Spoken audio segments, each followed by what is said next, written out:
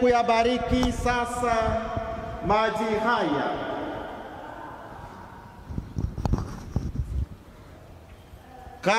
Kayobatizwa watumishi wako, umewaita waoshwe kwa maji haya ya kuwapatia uzima mpya katika imani ya kanisa, ili wapate uzima wa milele. Tunaomba hayo kwa njia ya Kristo Bwana wetu.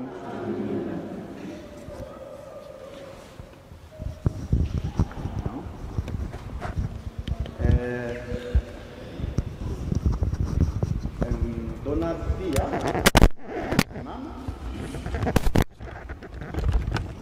we look for renunciation. Tuko pamoja.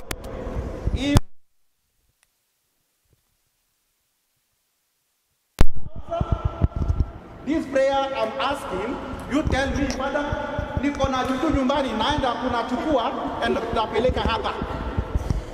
Tuko pamoja. You don't say this prayer and go back to the house. Tuko pamoja.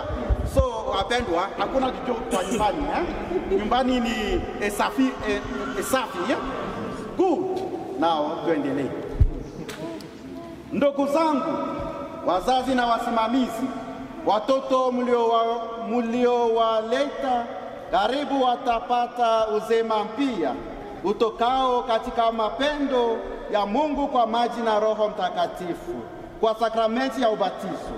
Basi lenye jitahidini kuwalea katika imani, kusudi uzima ule wa Mungu usishafuke, bali uweze kukua ndani yao siku kwa siku.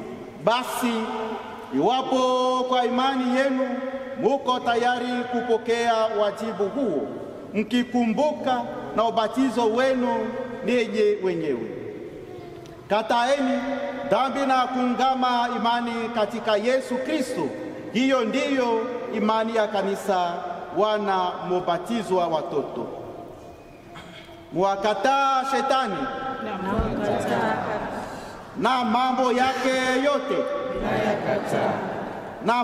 na fahari zake zote. Good. Muwasadiki kwa Mungu Baba Mwenyezi, muumba mbingu na dunia.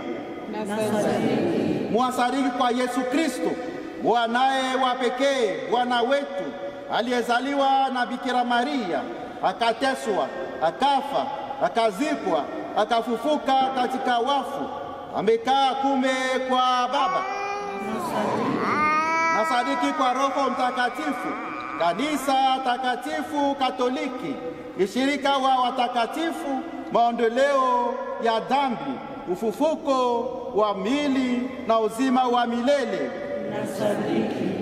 Wapendwa, hiyo ndiyo imani yetu.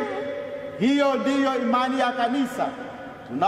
Tunayoona fahari kuingama katika Yesu Kristo Bwana wetu. Amina. Makofi kwa asante sana kwa sai. Rudishe kwa benchi yao.